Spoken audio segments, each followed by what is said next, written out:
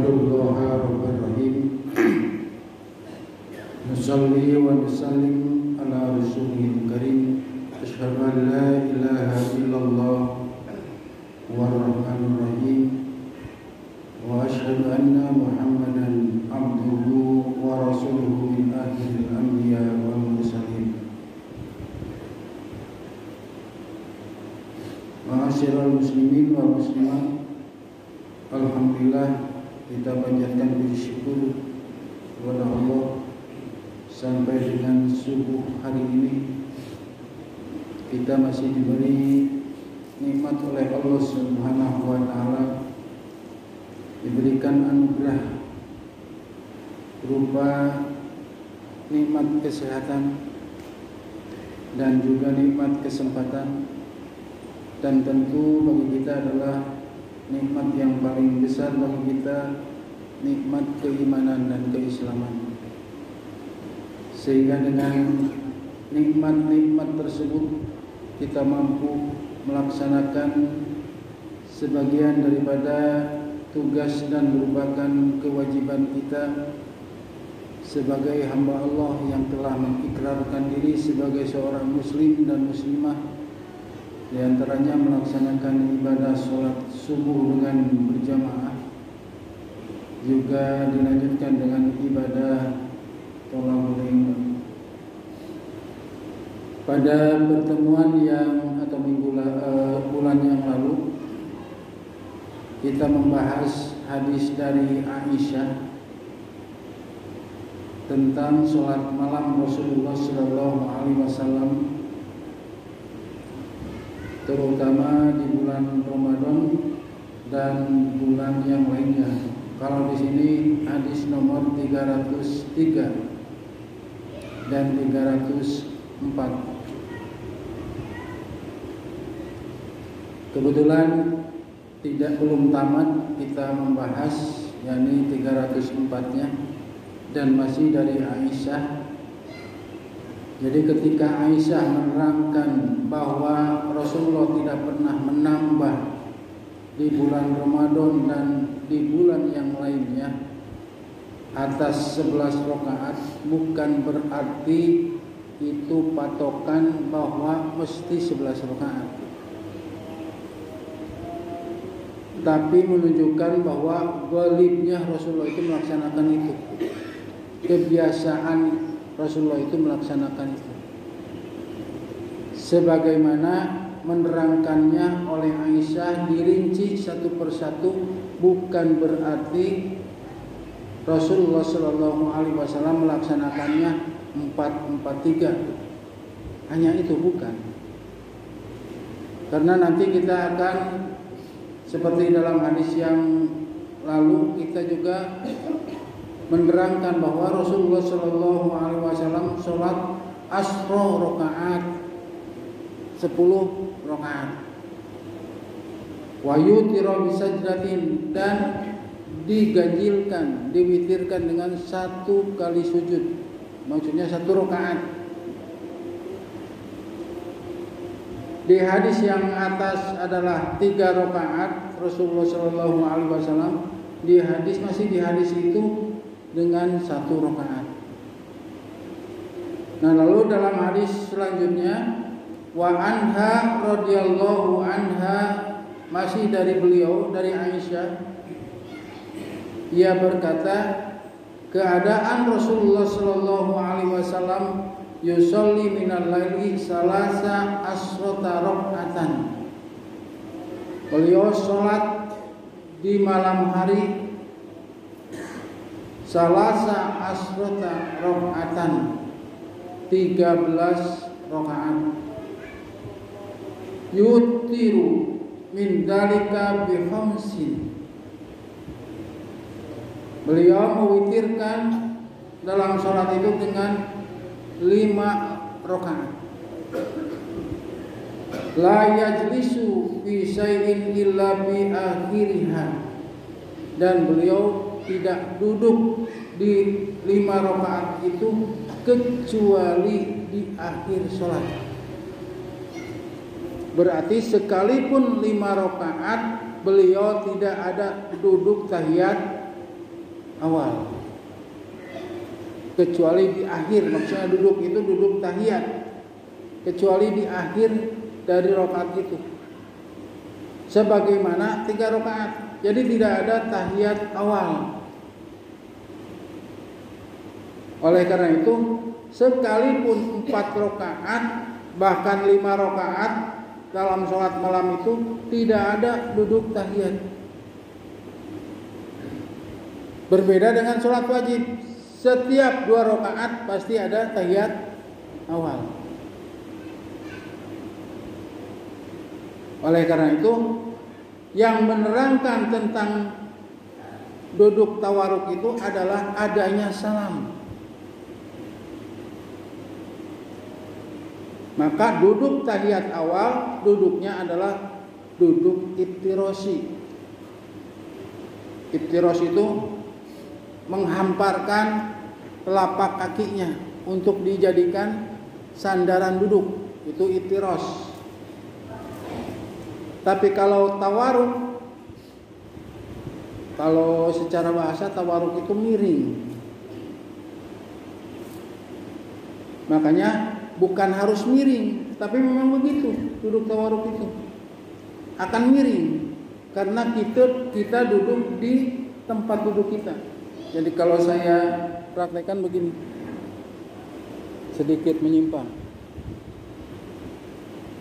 Jadi kalau duduk iftiros itu ini dihamparkan, lalu kita duduk di sini, ini ditegakkan.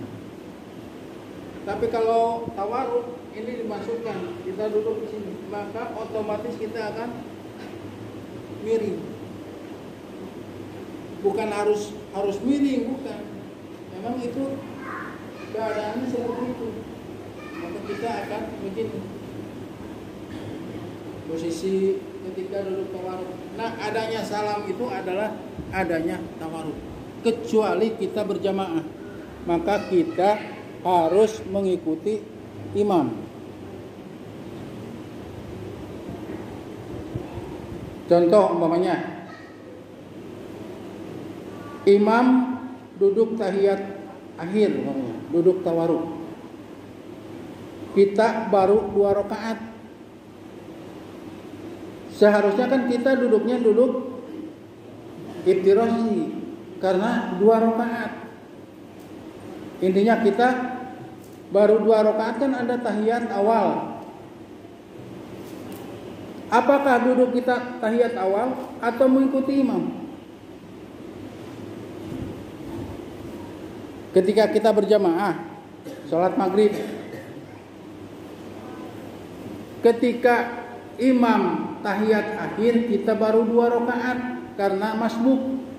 Coba duduk kita duduk tawaruk atau duduk iftirosi sebagai makmum. Maka sebagai makmum kita harus seperti duduknya imam. Karena bisa jadi kita baru 1 rakaat sudah tahiyat imam. Maka duduknya seperti hanya yang dilakukan oleh imam. Karena ketika imam salam kita masih kekurangan berdiri lagi. Maka kita menghitung di rakaat keberapa. Kita bangun itu, baru rakaat kedua. Maka nanti duduk tahiyat awal kita juga. Duduknya iftirosi. Jadi ngitungnya begitu. Sama pernah saya singgung kemarin juga. Sama seperti hanya sholat idain. Ketika sholat pertama kita batal. Lalu kita ambil air wudhu lagi. Pas datang ke lapangan, si imam bangkit dari rakaat pertama. Takbirnya berapa kali? Rakaat kedua tuh. Baru bangkit dari rakaat pertama mau ke rakaat kedua. Imam takbirnya berapa di rakaat kedua? 5. Kita yang baru datang karena tadi masuk rakaat keberapa? Rakaat pertama. Tapi ketika imam takbir 5 kali, maka si makmum ikut takbir 5 kali sekalipun kita di rakaat pertama. Maka ketika kita masbuk bangkit lagi, takbirnya 5 kali juga. Kenapa di rakaat pertama 5 kali, di rakaat kedua 5 kali? Yang tadi itu adalah mengikuti imam. Karena kita masbuk, kelewat, karena batal. Nah, timbul pertanyaan nih sebagai selingan dari bahasan ini. Ketika kita takbir, apakah setiap takbir mengangkat tangan? Dalam sholat ya? Apakah setiap takbir mengangkat tangan?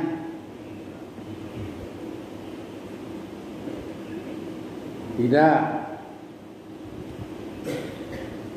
Apakah setiap mengangkat tangan takbir?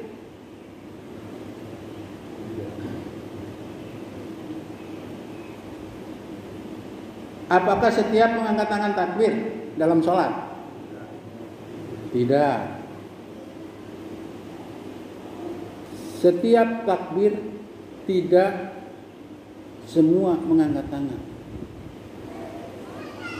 Juga tidak setiap mengangkat tangan takbir. Ketika mau sujud takbir nggak? Takbir. Mengangkat tangan nggak? Setiap bangkit dari sujud takbir nggak? Takbir. Mengangkat tangan nggak? Enggak.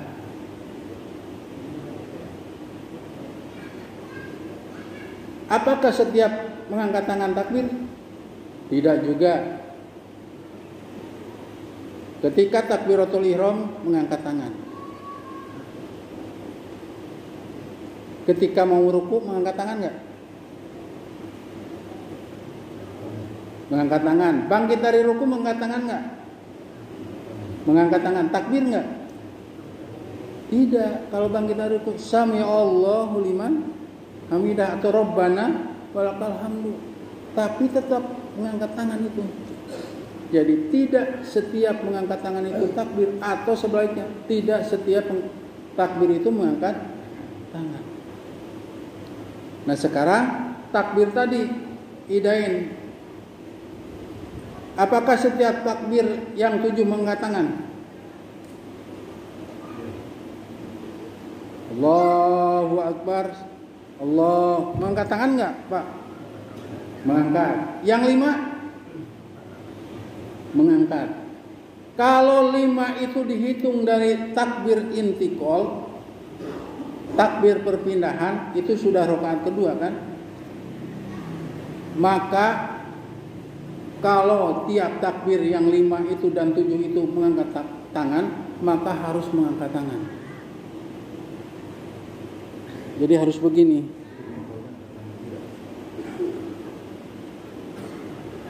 Ini sujud yang kedua di rakaat pertama. Allah, ini kan takbir intikal. Allahu Akbar. Begini atau begini?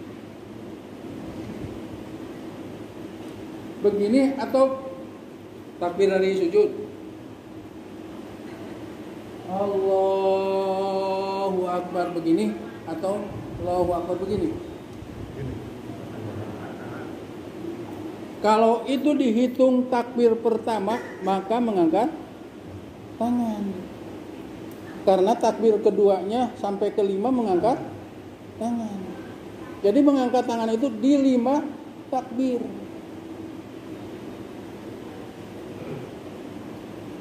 Karena ada juga sementara kalangan yang menganggap bahwa takbir 7 itu tidak dihitung dengan takbiratul ihram.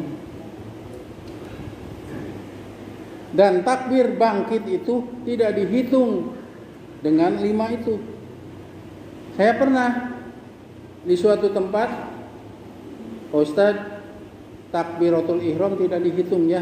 Jadi takbirnya 8. Berarti sudah ngitung 8 dia juga gitu. Dan takbir dari bangkit dari sujud tidak dihitung. Jadi 5 itu ketika sudah berdiri gitu. Jadi karena mengangkat tangan. Prakteknya saya takbir bersama takbiratul ihram, tapi tidak ada yang protes karena mungkin tidak menghitung. Tapi mengikuti imam.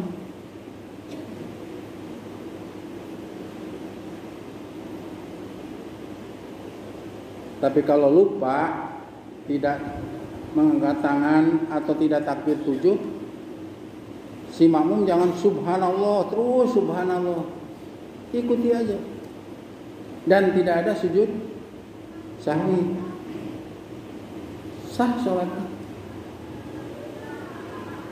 Bahkan ada 7 kali takbir itu tidak mengangkat tangan kecuali dalam yang pertama. Allahu Akbar. Keduanya Allahu Akbar. Allahu Akbar. Ininya tetap di sini. Karena yang diperintahkan itu adalah katanya takbirnya, bukan mengangkat tangannya. Nah, kembali kepada masalah salasa asrota rakaatan, 13 rakaat. Yutiru min dzalika bihamsin. Dari 13 itu. Nah, ini menurut pemahaman penyusun kitab Ibanatul Ahkam. Dari 13 itu 13 rakaat. Yutiru min dzalika. Beliau witir dari 13 rakaat itu bihamsin dengan 5 rakaat. La yajlisu fi syai'in illa fi akhiriha. Tidak duduk, maksudnya duduk tahiyat, kecuali di akhir rakaat itu.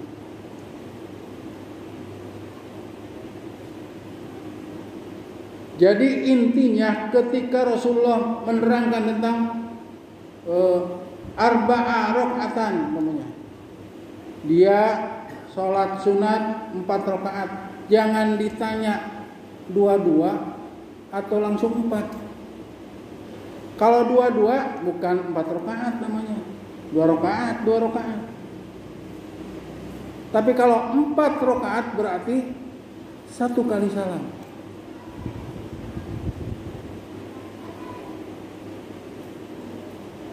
Lima rakaat berarti 5 tidak ada tahiyat awal. Disebut 5 rakaat. Adapun yang 11 rakaat yang kata Aisyah dirinci itu menunjukkan bahwa bagaimana sholatnya Rasulullah Shallallahu Alaihi Wasallam dari 11 rakaat itu. Apakah langsung 11? Ternyata tidak. Ada berbagai variasi. Di satu sisi kemarin ada 10 rakaat. Kemudian sujudnya witirnya 1 rakaat. Nah di yang bawah ternyata 5 rakaat witirnya itu. Tapi seperti yang saya sampaikan, ketika di suatu tempat menjadi kebiasaan 4-4-3, jangan coba-coba mengubah. Karena bisa jadi kebiasaan itu menjadi adat. Al-adatu muhakamah, menjadi hukum di tempat itu.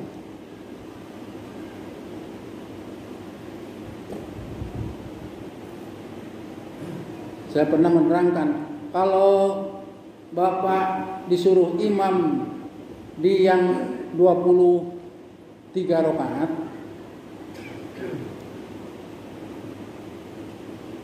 jangan coba-coba apalagi tanpa pemberitahuan dia jadi imam. Kita tahu bahwa di situ 23, kita 11 rakaat, 4 rakaat, tentu akan menjadi masalah. Saya ingat Ketua Umum Muhammadiyah, almarhum Fakhrudin, pernah dipersilahkan untuk memimpin sholat tarawih di dedengkotnya Nahdlatul Ulama. Ya. Iya. Pada saat itu kalau tak salah malah Gus Dur juga pernah mengisahkan itu. Kita mau berapa rakaat? 11 rakaat atau 23? 23 karena orang NU kan biasa boleh. Lalu biasa 2 rakaat. Membacanya seperti hanya membaca di Muhammadiyah. Jadi tidak wallahu Allahu akbar gitu. Biasa aja. Membaca sabbihisma rabbikal a'la atau amma yatasaalun biasa. Karena tidak terbiasa, tapi oleh Ayat Farudin tetap 2 rakaat. Cuma mungkin dirasa lama. Setelah mau 11, mau tetap ini 23 atau 11 rakaat, maka jamaah 11 rakaat saja. Oleh kata Gus Dur, itulah salah satu kekalahan NU oleh Muhammadiyah katanya. Di tempat sendiri dikalahkan katanya gitu. Itu waktu guyon Gus Dur kepada yang lainnya, termasuk Hasyim Mujadi juga kan. Karena beliau waktu itu masih jadi ketua PWNU Jatim kalau bisa, dan ketuanya Gus Dur waktu itu. Nah itu salah satunya, gitu ya, salah satu di antaranya. Kecuali kalau dipersilahkan. Kalau dipersilahkan ternyata Ayat Fakhrudin, ya silahkan buat tinggal. Ketika sudah hampir 11, mau 1 rakaat lagi mungkin, mau tetap nih 23, udah mungkin jam 10 atau jam berapa, udah 11 saja Pak Ustaz, 11.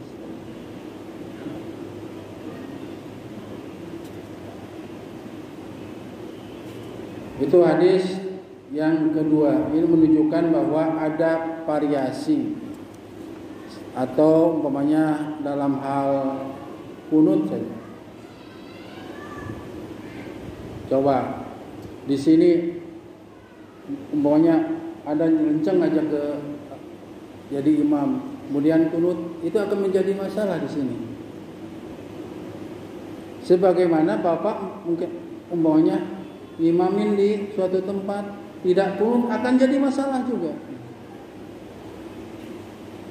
Baik, kita langsung ke hadis yang masih sekitar witir juga, dari Aisyah juga.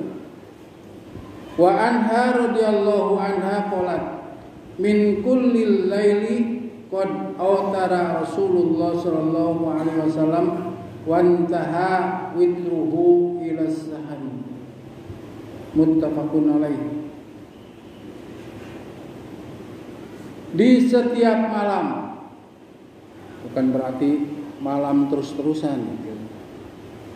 Minnya itu sebagian, tidak semua. Qad awtara, Rasulullah berwitir, salat witir.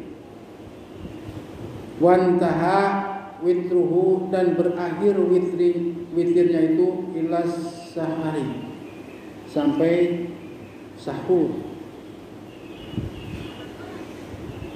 Ini menunjukkan batas Rasulullah Shallallahu Alaihi Wasallam dan kebiasaan Rasulullah Shallallahu Alaihi Wasallam, witirnya itu di akhir malam. sekalipun kita dibolehkan di awal malam witir. Dan inilah yang pernah diamanatkan, diwasiatkan kepada seorang sahabat yang bernama Abi Hurairah. Kata Abi Hurairah, "Osoni khalili, telah berwasiat kepadaku kekasihku Rasulullah sallallahu alaihi wasallam untuk senantiasa tidak meninggalkan 2 rakaat duha, untuk senantiasa tidak meninggalkan puasa pertengahan bulan, tanggal 13, 14, 15, dan di tanggal itulah sebetulnya purnama. Purnama itu atau bulan purnama itu bisa tanggal 13, benderangnya itu bisa tanggal 14, bahkan bisa tanggal 15 disebut puasa purnama, Ayyamul Bid.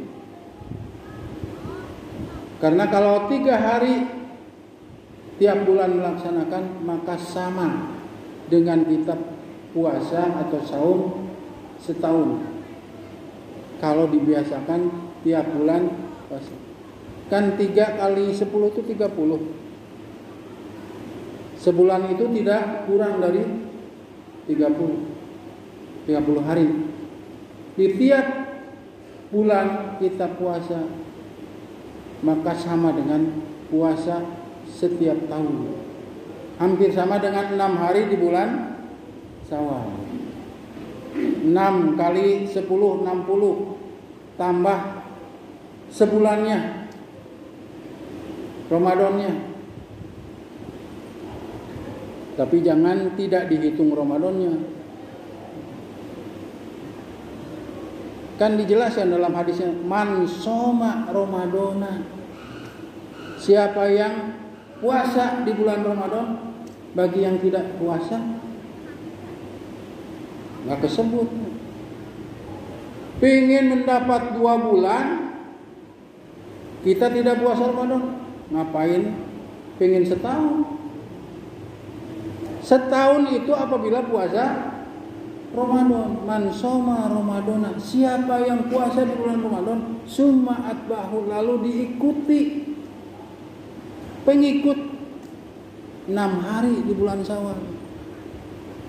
Oleh karena itu saya lebih mementingkan, bahkan lebih, sekalipun disebut waktunya sangat luas untuk kodok, saya lebih mementingkan puasa Ramadannya, termasuk kodoknya kalau punya hutang. Siapa yang bisa menanggung bahwa hutang itu bisa terbayar? Padahal hutang itu wajib. Kita tidak puasa 3 hari umpamanya karena halangan. Kita mementingkan di 6 hari itu puasa sunat. Mendingan yang wajib atau yang sunat? Kalau dilihat dari man soma Ramadana, kalau belum tamat, belum som Ramadan. Sekalipun silahkan saja. Tapi adakah yang menjamin bahwa kita akan terbebas dari utang Ramadan itu? Kalau sunat, utang nggak jadi masalah. Ini yang wajib. Puasa Ramadan itu 1 bulan. Jika ada halangan 5 hari, berarti kurang tuh belum 1 bulan.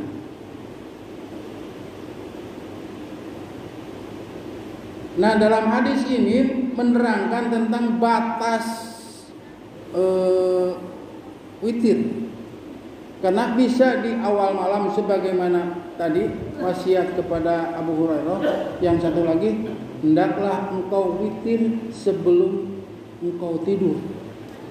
Jadi boleh kita witir dulu sebelum tidur, sebagaimana kita melaksanakan tarawih itu.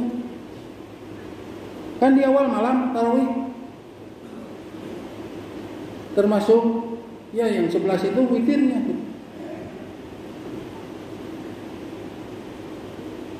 di awal malam, karena batasannya setelah sholat isya. Ini sholat isya dulu, baru bisa witir sebelum tidur. Katanya nanti bisa bangun. Inilah seperti yang Umar, saya akan nanti aja di akhir malam. Oleh Rasulullah diberi semangat kepada Umar. Kamu itu orang yang punya tekad kuat.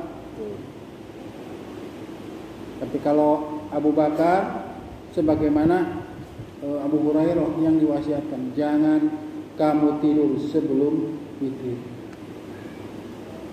Jadi kalau nanti khawatir tidak bangun di akhir malam, sebelum tidur witir 3 rakaat, 5 rakaat, atau 11 rakaat.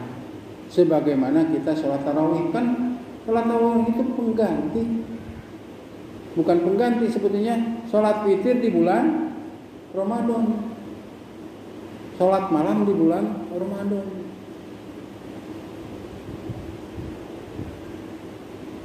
Itu diantaranya yang untuk pertemuan kali ini.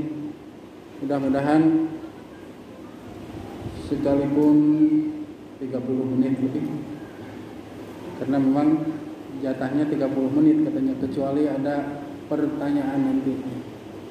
Itu saja barangkali yang bisa saya sampaikan. Nanti kita lanjutkan di nomor selanjutnya,